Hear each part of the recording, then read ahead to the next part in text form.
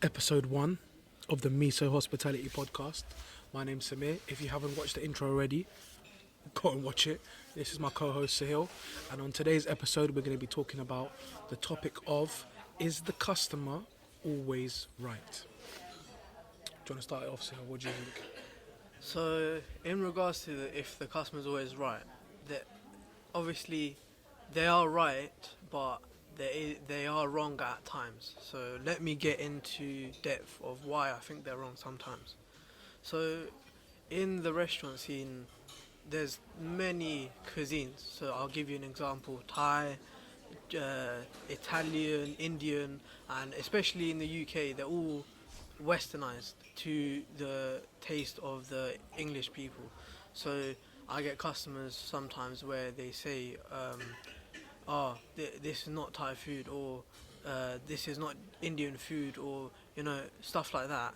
But they think that because they've obviously been to whatever country they're eating the food from, and they think they know everything about that cuisine. But for us, it's like this is what we do every single day of our life. It's our livelihood, isn't it? So And we've got years of experience in this, and when people say that, it's just like, obviously we can do it to the Thai taste. That's fine. I'd rather prefer that they say to us, okay, I want it the actual style. Okay, that's fine. We'll do that for you. But when they say this is not this is not that, that's what I think they're not right in. But other than that, I do think they're right in, many other things. So, what do you think about it, Samir? I think that the customer is right. The saying, I don't necessarily agree with it. I disagree with it. And I feel like sometimes you're going to have really tricky and customers who take the piss. But you need to have staff who are trained to understand and deal with any situation that arises, because every situation is going to be different. Then you're not going to have two same situations. However, you must deal with it in a polite and respectful manner, because the thing is, they may genuinely feel that they're right. Do you understand? Yeah. And majority of the time, the customer is right. They are paying customers. They are coming to your establishment, spending money, and they expect to have a first-class service and a first-class product. So we always, need to. You need to their ensure needs and that the customers' needs are met. Otherwise, you won't have a business, because without the help of customers, you won't be open. However, this is why I said I disagree with that statement. You can't come and take the piss. You can't think just because you're paying, you can take the piss. It doesn't work like that. Do you understand? If the food is bad, 110% complain. If I'm a customer somewhere and the food's not good, I'm complaining.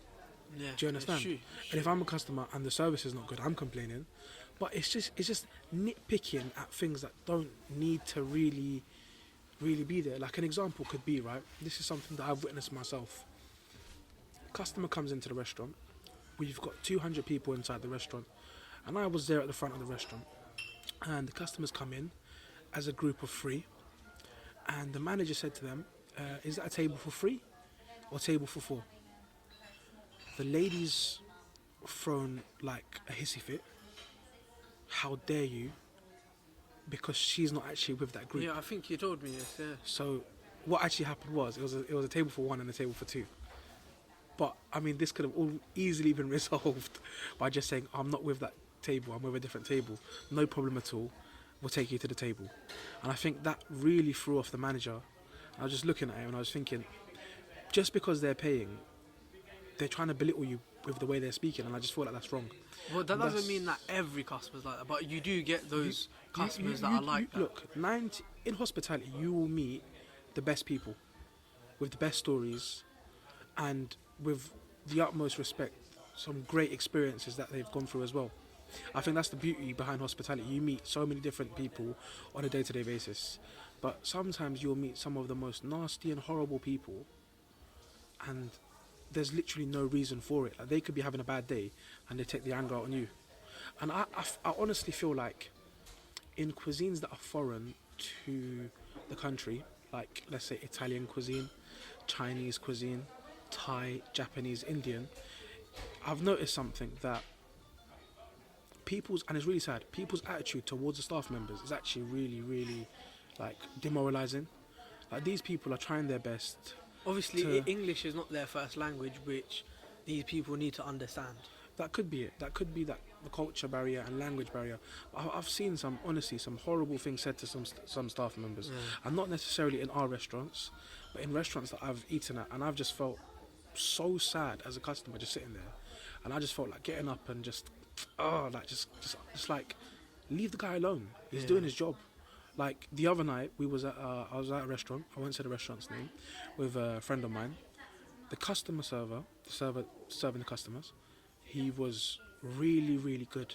We sat down, he came up, he talked us through the menus, he talked us through the chef specials, he introduced himself, he gave his name, and I was really impressed. I was watching him, I was thinking, I'm going to take some of these tips and take it back to our restaurants. It was really good, something that even I could learn from. See a customer, well, you didn't tell me it's going to be like this, or you didn't tell me it's going to be like that, but how is he meant to know if he's not the one cooking it? Do you know what I mean? Or sometimes when the customer's shouting at a delivery driver, I told you to bring my food in an hour's time. No, you didn't tell him. He's the driver. This is what people don't see. You've told the restaurant. He's a driver. Nothing's being said to him. The order's being called through to the the staff in the front, the waiter, waitress. The delivery driver, his job is just to drop your food. So when stuff like that happens, it's really sad to see, and you're putting unnecessary stress on someone. Yeah. But I feel like the statement, is the customer always right? You have to respect that, and you have to have your staff trained well enough to respond to difficult situations. So you need to handle it. Otherwise, your business will be tarnished. One bad review can absolutely destroy a business.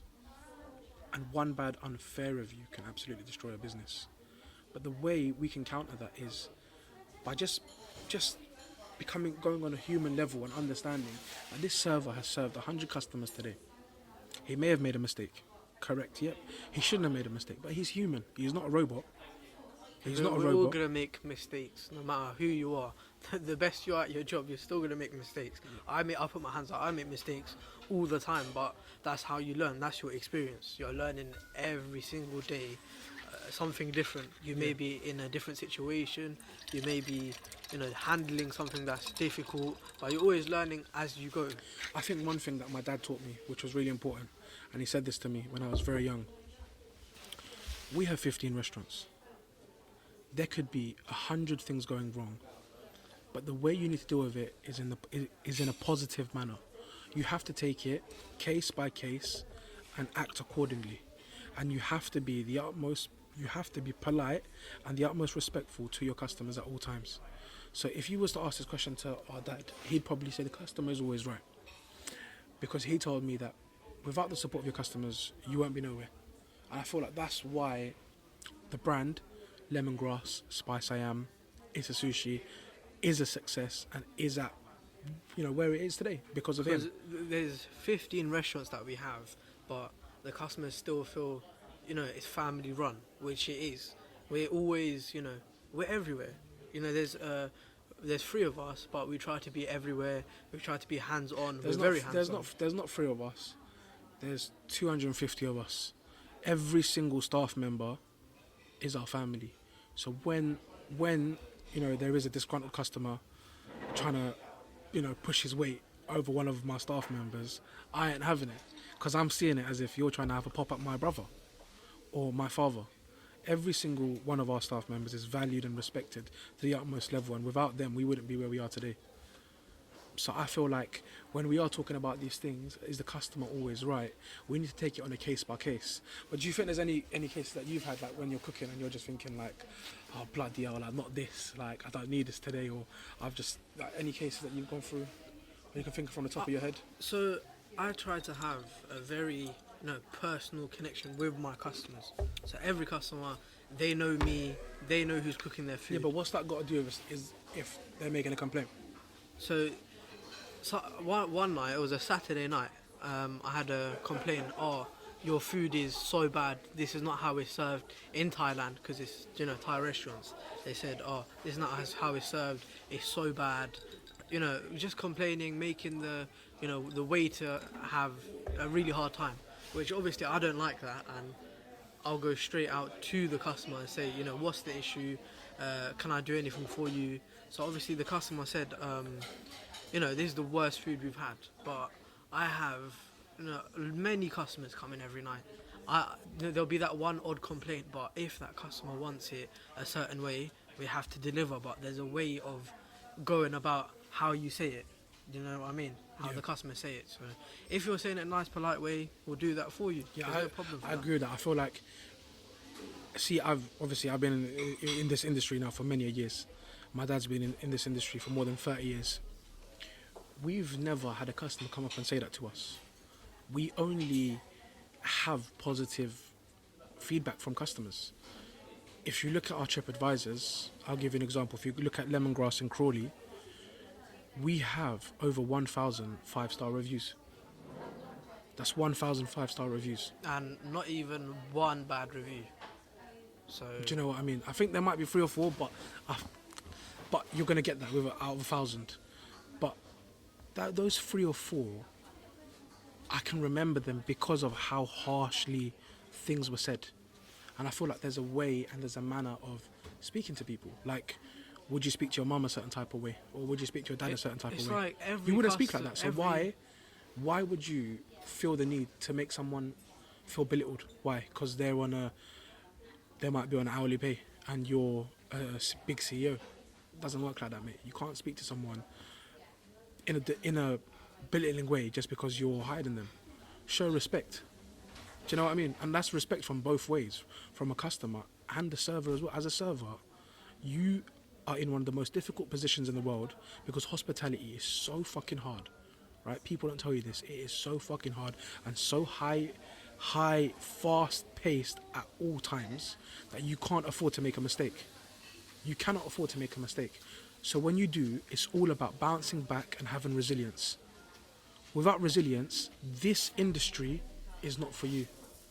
If you can't adapt and make changes and hold your hands up and say, I have made a mistake, dust it off, get back in and get on with it, this industry will eat you alive.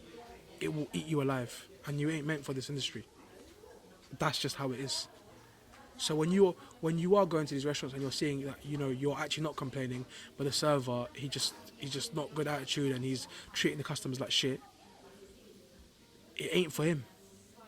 Hospitality isn't for everybody. And you have to respect that. 90% of businesses that set up within the first year fail. So the 10% that do succeed, there must be a reason for it.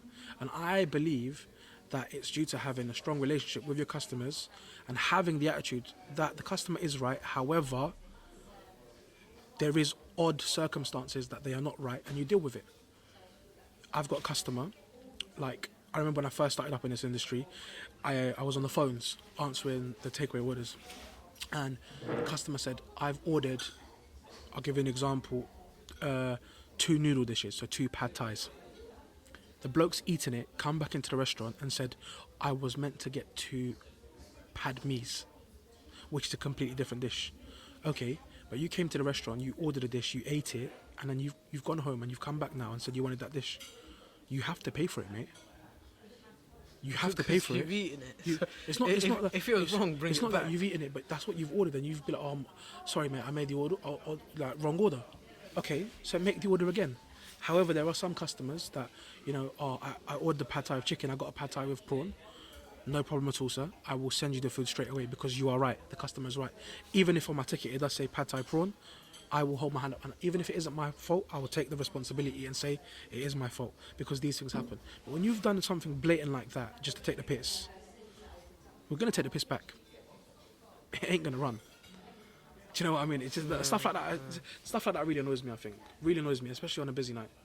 Do you know what I mean? Especially on a busy night when there is chances. Every industry has chances. People who take the piss and people who find a chance to, you give them a hand and then they'll take your arm. There is people like that. But it's just being positive.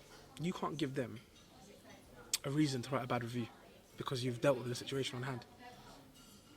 Anything else you want to say? No, I think you've covered up everything, but the moral of this question is they're right, but at times they're wrong.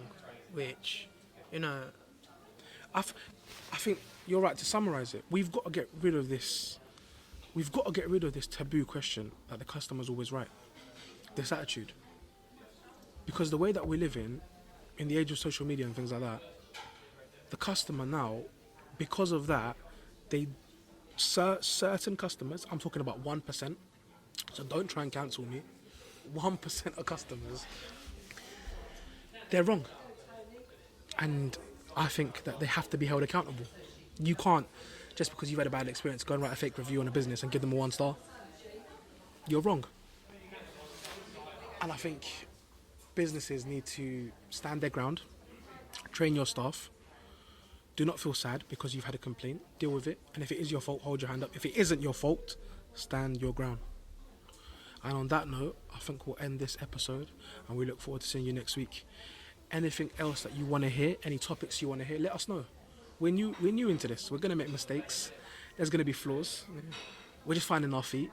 But any topics that you want, let us know and we will speak about it. Take it easy and I hope you learned something.